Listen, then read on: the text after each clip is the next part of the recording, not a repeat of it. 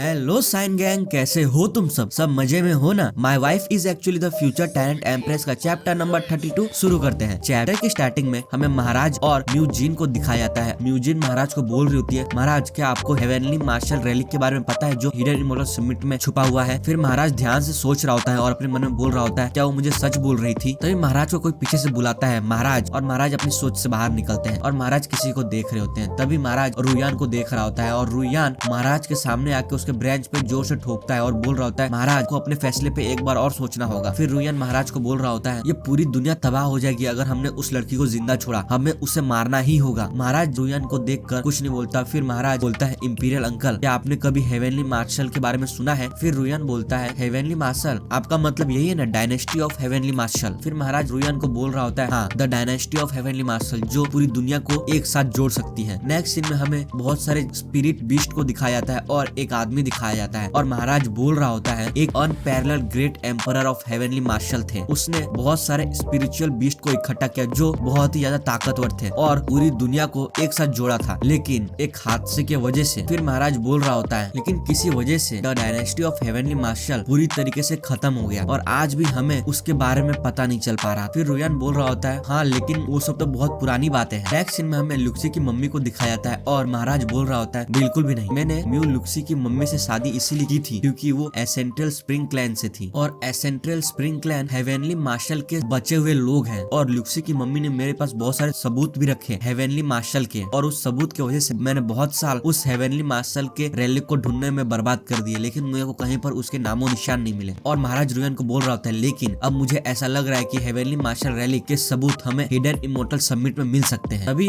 रुयान महाराज को बोल रहा होता है एक मिनट महाराज, क्या उस चुड़ैल ने आपको ये सब चीज बताया? वो लड़की पूरी दुनिया के लिए खतरा है, आखिर आप उसकी बात पे विश्वास कैसे कर सकते हो? महाराज आप ये तो नहीं सोच रहे कि मैं सिर्फ बकवास किए जा रहा हूँ। और महाराज कुछ भी नहीं बोलता, बस वो चुपचाप रुयान की बात सुन रहा होता है और उसे देख रहा होता है। फिर महाराज उठता है और बोल रहा होता है आप चिंता मत करो इंपीरियल अंकल, मुझे आपकी हर एक बात पे विश्वास है, लेकिन आपकी हर एक बात को तो मानना जरूरी नहीं है ना। फिर रुयान महाराज के सामने सर झुका लेता है और बोल रहा होता है हाँ आपको मेरी हर एक बात माननी जरूरी नहीं है। फिर महाराज रुयान को बोल रहा होता है मुझे आपकी मदद चाहिए किसी दूसरे चीज में। जब हम हिडन इमोर्टल समिट में जा रहे होंगे तब इंपीरियल अंकल ही पूरे सिपाही के लीडर होंगे और वो आपकी ही बात मानेंगे। तभी हमें चुन यांगजी को दिखाया था, वो दरवाजे के पीछे खड़े होकर सबकी बातें सुन रहा होता है और म्यूजिन को बोल रहा होता है वो यूनिची है वहाँ से चला गया, कि हम लोग को यहाँ से भाग जाना चाहिए, क्या पता अगर महाराज अपना फैसला बदल दे और हम लोग को जान से मारने के लिए यूनिची को बोल दे। म्यूजिन वहाँ पे बैठी हुई होती है और चुन यांगजी को बोल रही होती है उसकी कोई जरूरत नहीं है, महाराज अपना फैसला नहीं बदलने वाला। चुन यांगजी बोलता है आखिर क्यों, तुझे कैसे पता? फिर म्यूजिन बोल रही होती है मैंने महाराज को हेवनली मार्शल रैली के बारे में बताया जो हिडन इमोर्टल समिट में छुपा हुआ है। फिर हमें म्यूजिन को दिखाया जाता है, म्यूजिन के पीछे एक बहुत बड़ी किताब होती है और म्यूजिन बोल रही होती है जिन लोग को भी हेवनली मार्शल के बारे में पता है उन लोग को हेवनली बुक ऑफ डायनेस्टी के बारे में पता होगा और उस बुक के अंदर बहुत सारे सीक्रेट छुपे हुए मार्शल आर्ट्स के बारे में जो पूरी दुनिया को एक करने की ताकत रखती है और ऐसा कोई नहीं है जो उसे पाना ना चाहता हो। महाराज भी उस हेवनली मार्शल रैली को पाना चाहता है। फिर म्यूजिन थोड़ा सोच रही होती है और चुन यांगजी को बोल रही होती है लेकिन महाराज की हरकत थोड़ी अजीब थी। फिर चुन यांगजी म्यूजिन से पूछता है तेरे कहने का क्या मतलब है? और म्यूजिन बोलती है ऐसा है हम लोग ने उससे ये बात छुपाई थी और महाराज की नजर में हम लोग एक धोखेबाज है। फिर म्यूजिन चुन यांगजी को बोलती है ऐसा नहीं लग रहा कि महाराज ने मेरी बात को जल्दी मान ली और हम लोग को ऐसे ही छोड़ दिया। नेक्स्ट सीन में हमें रुयान को दिखाया था, रुयान बोल रहा होता है आखिर मैं ही क्यों पूरे सिपाही का लीडर बनूं। फिर हमें महाराज को दिखाया था, महाराज बोल रहा होता है क्योंकि मुझे तेरे पे भरोसा है और मुझे लग रहा है वो दोनों की नजर किसी और चीज पे, वो लोग बताना कुछ चाह रहे हैं और करना कुछ चाह रहे हैं, लेकिन तो भी मुझे उन दोनों की जरूरत है हिडन इमोर्टल समिट में रास्ता बताने के लिए। लेकिन जो मुझे चाहिए अगर वो मुझे मिल गया उसके बाद तू उन दोनों को जान से मार देना। नेक्स्ट सीन में हमें रुयान को दिखाया था, रुयान बोल रहा होता है लेकिन और हमें बहुत सारे पीछे मार्शल आर्ट एक्सपर्ट होते हैं और बोल रहा होता है इतने सारे भीड़ भाड़ में आखिर मैं कैसे उन दो इमोर्टल वो भी तायन सेक्ट को मार दूं, क्या इसके वजह से कोई मुसीबत खड़ी नहीं हो जाएगी हमारे राज्य पे? फिर महाराज हंसते हुए रुयान को बोल रहा होता है तू उसकी चिंता मत कर, हिडन इमोर्टल समिट से बस तू हमारे राज्य के सिपाही वापस आने वाले हैं। ये सुनकर रुयान बोलता है क्या कहा? फिर हमें महाराज को दिखाया था, महाराज बोल रहा होता है मैंने उन दोनों से एक और सौदा किया है, उन लोग ने मुझे वादा किया है कि हिडन इमोर्टल समिट में वो वैसल स्टेट के सारे सिपाहियों को मार देंगे और मुझे पूरा विश्वास है वो लोग उन सारे लोग को मारने के बाद बहुत ज्यादा थक जाएंगे और उसके बाद हम लोग उस चीज का फायदा उठाएंगे और तो उन लोग को एकदम आसानी से मार देगा। फिर रुयान बोल रहा होता है क्या कहा? सिपाहियों को भी हम लोग को मारना होगा, लेकिन वहाँ पे तो लाखों करोड़ों में सिपाही होंगे, आखिर हम लोग उसे मारेंगे कैसे? फिर महाराज मुस्कुराते हुए रुयान को बोल रहा होता है मैं तेरी बात मान रहा हूँ उस खतरे से छुटकारा पाने के लिए, तो क्या तू इतना भी नहीं कर सकता और ज्यादा लालची भी मत बना कर। नेक्स्ट सीन में हमें जीनी, लुक्सी और दूसरे राजकुमार को दिखाया जाता है, वो लोग भाग रहे होते हैं और पीछे से सारे सिपाही बोल रहे होते हैं तुम सब के सब वहीं रुको, तुम लोग पूरे राजमहल को क्या समझ के रखे हो, जहाँ भी जा रहे हो वहाँ पे मुसीबत खड़ी कर रहे हो। और पीछे दूसरा राजकुमार बोल रहा होता है मैंने तो कुछ भी नहीं किया, आखिर मेरे को क्यों भागना पड़ रहा है। तभी जीनू ल्यूसी का हाथ पकड़ के स्पीड से भागने लगता है और बोल रहा होता है अपनी बकवास बंद कर और सिर्फ दौड़ता रहे। और हमें दूसरे राजकुमार को दिखाया था, वो बेचारा बहुत थक गया होता है और बोल रहा होता है मैं अब ज्यादा नहीं दौड़ पाऊंगा, मेरे पास ताकत नहीं बची है। नेक्स्ट सीन में हमें जीनू के सामने बहुत सारे सिपाही दिखाए जाते हैं और दूसरा राजकुमार बोल रहा होता है हम लोग आकर फंस गए, हमारे चारों तरफ सिपाहियों ने घेर लिया है। और जीनू बोल रहा होता है नहीं, ये लोग मामूली सिपाही नहीं है। और जीनू थोड़ा परेशान लग रहा होता है। तभी वो सारे सिपाही जीनू को घेर लेते हैं और जीनू बोल रहा होता है ये सिपाही नहीं है, ये इंपीरियल गार्ड है। ये बात सुनकर दूसरा राजकुमार को बहुत टेंशन हो जाता है और बोल रहा होता है लगता है ये मामला बहुत ज्यादा सीरियस है, यहाँ तक कि महाराज ने इंपीरियल गार्ड को भेज दिया। तभी महाराज चिल्लाते हुए बोल रहा होता है जाहो जीनू, तेरी हिम्मत कैसे हुई, जल्दी से इसको अपने घुटने पे झुका दो। और दूसरा राजकुमार महाराज को देख के बोल रहा होता है महाराज आप यहाँ पे क्या कर रहे हो। और लुक्सी को दिखाया जाता है, लुक्सी परेशान होती है और अपने मन में बोल रही होती है जी जिंगे। फिर हमें दो सिपाही को दिखाया जाता है, वो जीनू को पकड़ लिए होते हैं और जीनू बोल रहा होता है आखिर आप लोग मेरे साथ करना क्या चाहते हो, मैंने तो बस एक दो मच्छी को पत्थर मारा और थोड़ी सी मस्ती की। वो सिपाही जीनू को उसके घुटने पे बैठा देते हैं और जीनू महाराज को बोल रहा होता है मेरे साथ ऐसा क्यों कर रहे हो तुम लोग, मैं तो बस थोड़ी सी मस्ती कर रहा था, उसमें इतनी बड़ी बात क्या हो गई। जीनू की ये बात सुनकर महाराज सिर्फ जीनू को घूरे जा रहा होता है और कुछ भी नहीं बोलता है। और यहाँ पर ये चैप्टर खत्म होता है।